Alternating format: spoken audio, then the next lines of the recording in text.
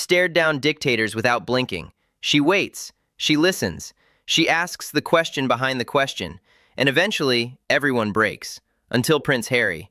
Until a Tuesday afternoon in Montecito, when the Duke of Sussex sat across from her in his carefully staged living room and treated every question like a personal insult. Until his condescension became so thick, his dismissiveness so complete, that Diane Sawyer, at 78 years old, after half a century of never backing down, did something no one had ever seen her do. She stopped. Not because of time constraints, not because of technical problems, because continuing had become pointless. The moment she closed her notebook and said, "I don't think this is working," those 6 words, delivered with the quiet dignity of someone who'd simply had enough, would become the most replayed clip of the year. But it was what Harry said next, the words that revealed everything, that made America finally understand what everyone around him had been dealing with for years. You're going to want to stay for every second of this one. If you're new here, join our community. We cover the moments everyone's talking about, and this one's already breaking the internet. Now, let's get into what really happened in that Montecito living room. The house was immaculate, the kind of carefully curated perfection that only exists when teams of people spend hours making everything look effortlessly casual. Fresh flowers in every sightline, books arranged by color rather than content, family photos positioned at angles that would catch the California light streaming through floor-to-ceiling windows. Diane Sawyer had seen this kind of staging before. She'd interviewed enough celebrities and politicians to recognize when a space had been designed to communicate rather than to live in. But she didn't judge. Everyone performed in their own way. Her job was to find what lay beneath the performance. She arrived an hour early, walking through the space slowly, getting a feel for it. Her producer trailed behind with the usual pre-interview briefing. Prince Harry entered the room with an energy she recognized immediately. Coiled, defensive, ready for a fight that hadn't started yet. His handshake was perfunctory. His smile didn't reach his eyes. "Thank you for coming all this way," he said. The words correct, but the warmth artificial. "Thank you for having me. Your home is beautiful." "We like it." Not "thank you," not an elaboration, just "we like it." A wall, politely constructed. They settled into facing armchairs. The cameras began rolling. "Harry." Diane's voice carried its signature quality. Warm, unhurried, genuinely curious. "Before we discuss anything specific, I want to know how you actually are. Not the prepared answer, the real one." "I'm good." "Good? Is there something wrong with good?" "Nothing at all. I'm just curious what good means for you right now. Peaceful? Busy? Content?" Harry's expression carried a flicker of impatience. "It means what it means. I'm not sure why we need to dissect a simple answer." Diane let the sharpness pass without acknowledgement. "Fair enough. Tell me about what you're working on. The foundation, the projects. What's consuming your energy these days?" "We're focused on meaningful work, mental health advocacy, supporting veterans, environmental initiatives through Archwell." "Can you give me something specific? An example of impact?" Harry recrossed his legs. "Impact isn't always reducible to sound bites." "I'm not asking for sound bites. I'm asking what success looks like for you." "Success looks like changed conversations, shifted paradigms. It's not always visible in ways that translate to news segments." "Help me see it in ways that do." Harry's eyes met hers with something that wasn't quite hostility, but wasn't far from it. "Perhaps some things are too nuanced for that format." Diane absorbed the condescension without reaction. In 50 years, she'd been dismissed by people far more intimidating than a prince with a persecution complex. "I've interviewed Nobel laureates who managed to explain quantum physics in accessible terms. I have faith you can explain your foundation work." That feels like a false equivalence. "It's an observation. When people say something can't be explained simply, it often means they haven't thought it through simply." Harry's jaw tightened. "Are you suggesting I haven't thought through my own work?" "I'm suggesting that explaining work clearly is part of doing it effectively. If you can't communicate what you're doing, the doing matters less." The atmosphere in the room had shifted. What was supposed to be a gentle conversation had developed edges. "Let's try a different direction," Diane said. "You've been in California for several years now. Has it become home?" "This is where we live." "But is it home? There's a difference between an address and belonging somewhere." "I belong with my family. Geography is secondary." "That's a lovely sentiment, but I'm curious about the practical reality. You grew up with deep roots in England, the military, the charities, the family connection. Do you ever miss that?" "I miss what could have been, not what was." "What could have been?" A family that supported rather than sabotaged, an institution that protected rather than exposed, a press that reported rather than destroyed. Diane nodded slowly. Those are significant grievances. You've articulated them extensively. In the Oprah interview, the Netflix documentary, your memoir. I'm wondering what's left to say. Harry's eyes narrowed. What's that supposed to mean? It's a genuine question. You've told your story comprehensively across multiple platforms. Is there a new chapter, or are we revisiting familiar ground? The truth requires repetition when lies persist. But at some point, repetition becomes its own form of stasis, doesn't it? You keep telling the same story and nothing changes. The family doesn't reconcile. The press doesn't relent. Maybe the strategy isn't working. Or maybe the forces against me are that entrenched.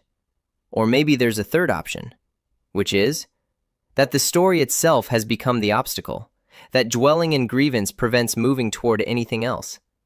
Harry stood up abruptly, then sat back down, the kind of false start that betrayed more agitation than he wanted to show.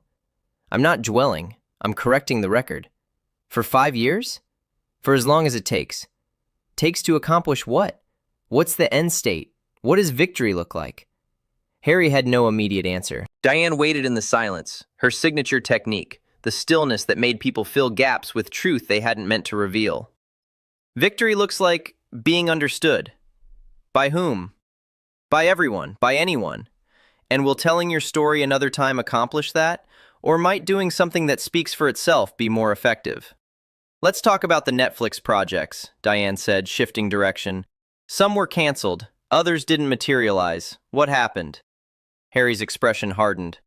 Projects evolve. That's entertainment. Evolve is diplomatic language for canceled. I'm asking what actually happened. I'm not going to discuss internal business negotiations.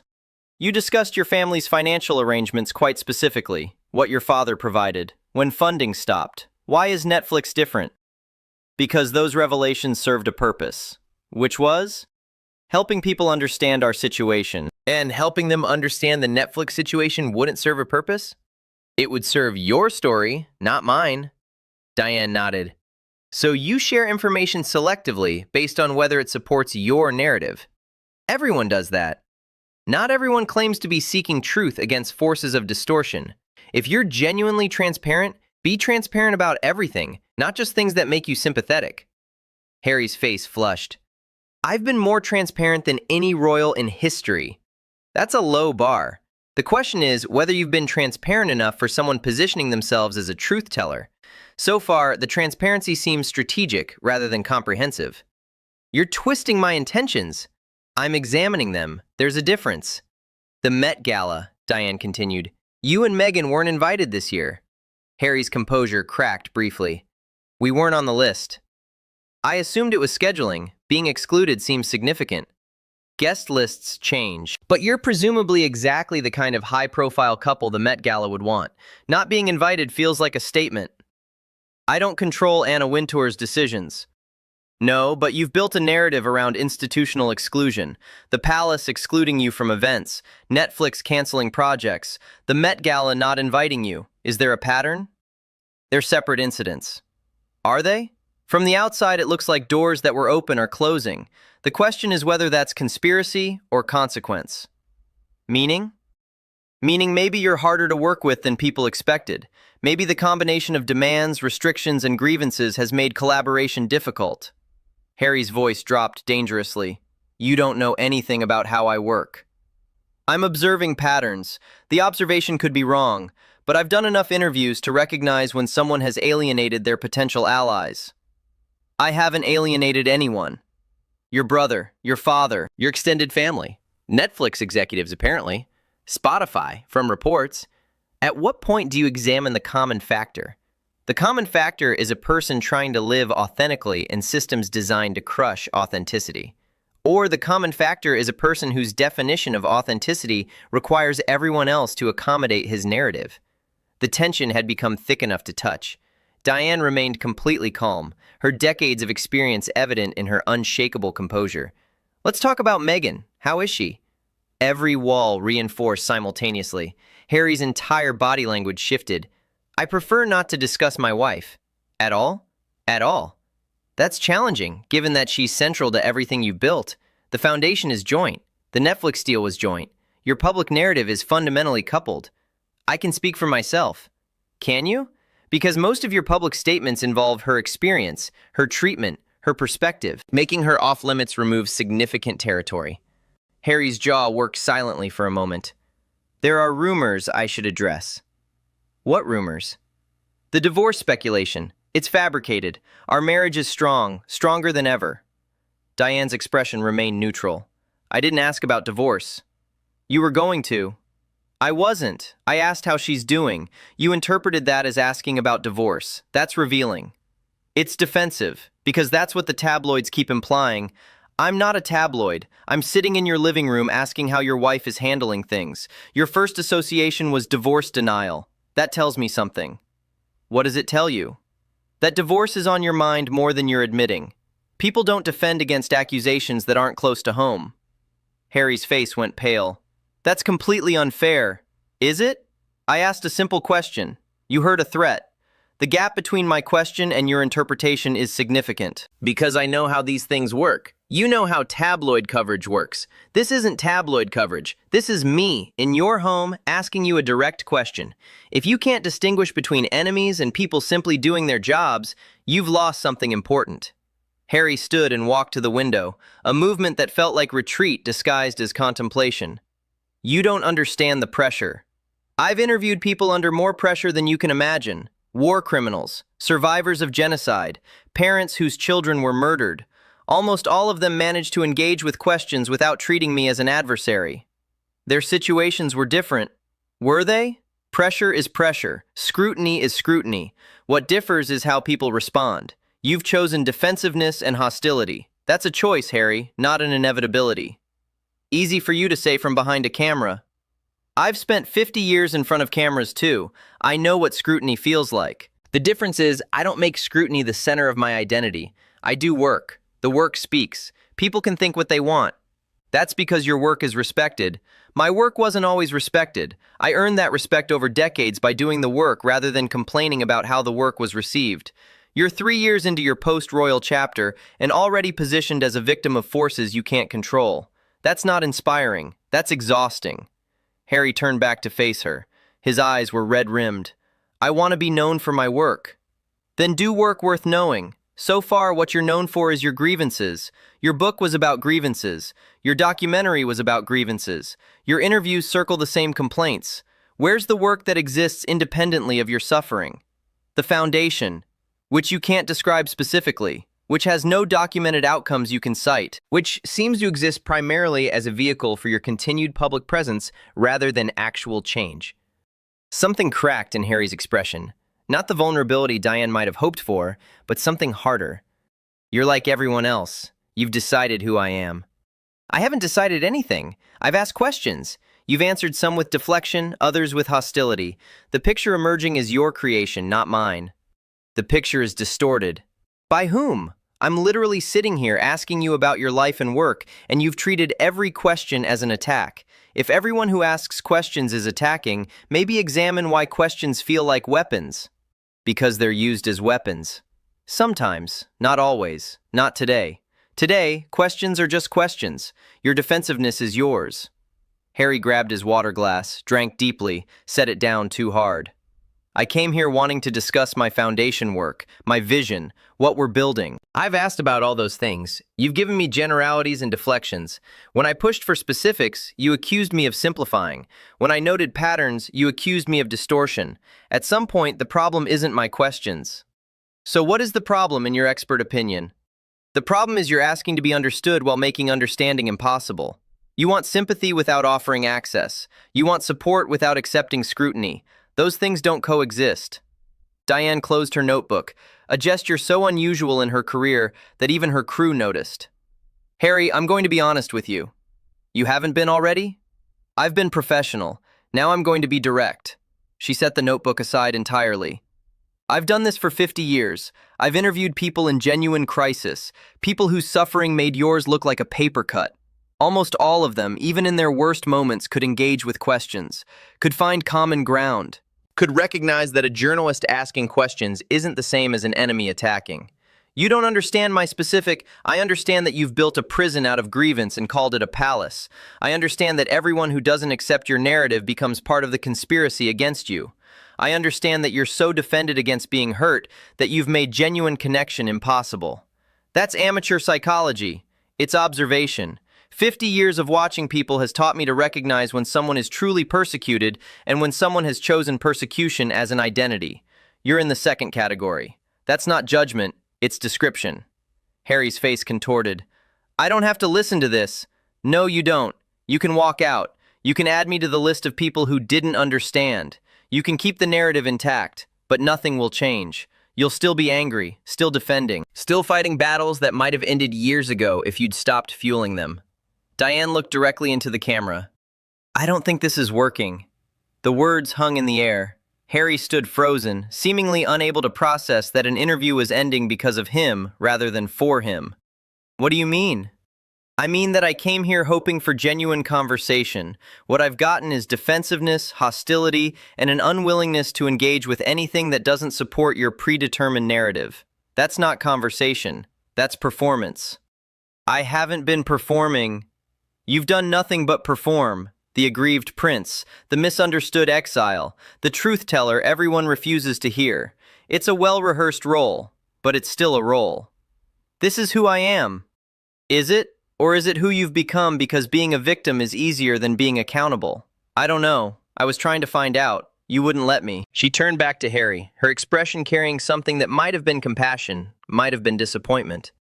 I'm going to end this interview now, not because of time, not because of anything you've revealed nothing, but because continuing serves no purpose when one person wants conversation and the other wants validation. That's not fair. I think it's completely fair. I've given you every opportunity to show me something real. You've shown me walls. I can't work with walls. She stood up slowly, gathering her materials with the deliberate movements of someone who'd made a final decision. I hope you find what you're looking for, Harry. I genuinely do. But I don't think you'll find it through more interviews, more complaints, more elaborate defenses against criticism that sometimes might just be truth. What truth? That some of this is your doing. That grievance isn't a strategy. That the world isn't as against you as you've convinced yourself it is. Harry's voice dropped to something cold. You'll regret this. I've never regretted honesty. I'm not going to start now. She walked toward the door, then paused. The cameras have captured everything. What airs will be what happened. Not a manipulation, not a distortion, just two people who couldn't connect because one of them wouldn't allow it. She left. Her crew followed. Harry stood alone in his carefully staged living room, surrounded by perfect flowers and arranged books, in a silence that felt larger than the space.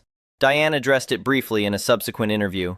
I've been doing this for 50 years. I've talked to people whose circumstances would break most of us, and they engaged, they tried, they met me halfway. What happened in Montecito was different. I encountered someone so convinced of his own persecution that any question became evidence of conspiracy. That's not something I can work with. That's not something anyone can work with. Do you think he's capable of change? Everyone's capable of change. The question is whether they want to. From what I observed, he wants validation, not change. He wants the world to accept his narrative without question. When it doesn't, everyone who questions becomes the enemy. That's a lonely way to live. Would you interview him again? If something changed, yes. If he came to me ready for actual conversation rather than performance. But that would require him to see that conversation is possible, that not everyone asking questions is attacking, that scrutiny isn't destruction, that the people reaching toward him aren't all threats. She paused. I hope he finds that. I hope someone gets through. It just wasn't going to be me. Not that day. The interview lasted 17 minutes. Its impact lasted much longer. For Diane Sawyer, it became another chapter in a legendary career. Proof that even after 50 years, she could still recognize when conversation was impossible and have the integrity to stop rather than pretend. For Prince Harry, it was another entry in a growing catalog of interviews gone wrong. Another journalist who didn't understand. Another member of the media proving what he already believed. But for viewers watching closely, it was something else. A window into someone so defended that even the most patient interviewer couldn't reach him. Someone whose walls had become so high that they'd stopped being protection and become imprisonment. Diane had tried. Harry couldn't let her in. And in the end, maybe that was the only story there was. A man so convinced the world was against him that he couldn't recognize when it wasn't. What do you think? Was Diane right to end the interview, or should she have tried longer? Drop your thoughts in the comments below. If this story hit different, here's how to stay connected.